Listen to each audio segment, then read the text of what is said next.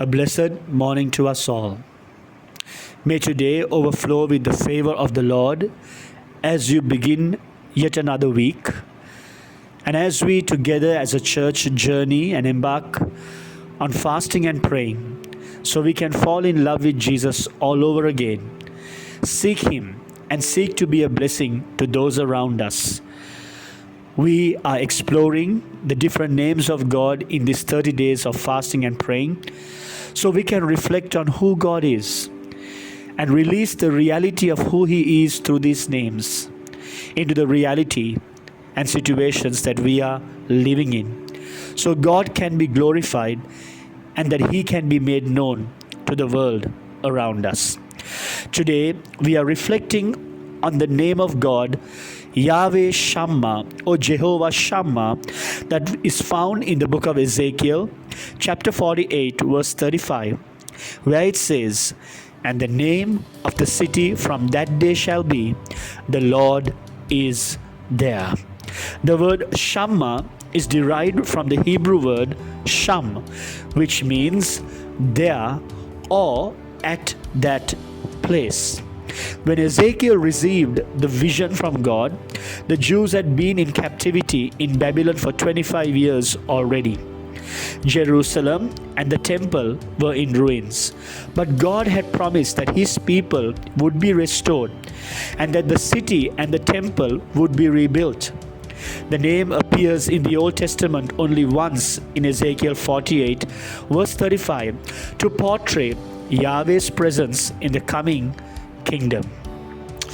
YAHWEH Shammah or Jehovah Shammah is the last name God revealed through His Old Testament prophets. In the historic setting in which it's given, this name reassured God's people that God had not abandoned them during their 70-year period of Babylonian captivity, and that there would eventually be a restoration of Jerusalem and the temple. This was very vital because in such a time as they were living as exiles in a foreign land, they felt forsaken and cut off from God. But God assured them that in the future restoration of this glorious city, the promise is the Lord is there.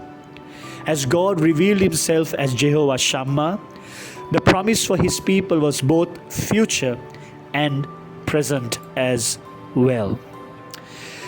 Revelation 21:3 says, "God is with men, and He will dwell with them, and they shall be His people.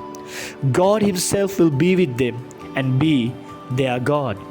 Like the Israelites so many centuries ago, we have the promise of a glorious city where we will live with God. He will be there. He will be our God, and we will be His people.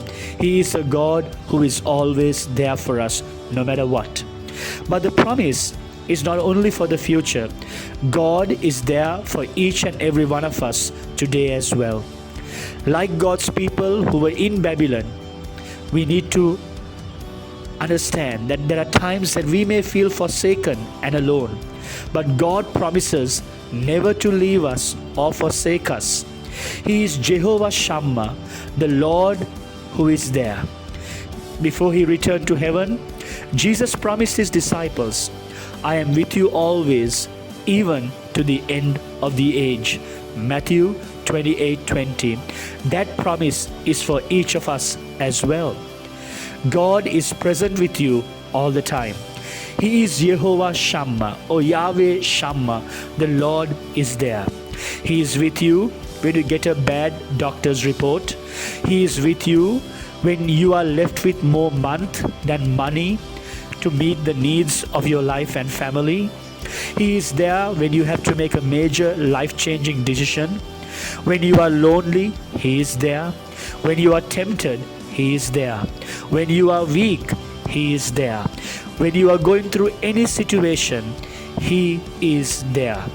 When you are joyful, He is there. He is always there for us, offering His comfort, His love, His guidance, and His strength. Today, may we experience the reality of the presence of God, the God who is there for us in every season, every situation, no matter what. God bless you and may the presence of the Lord be with you.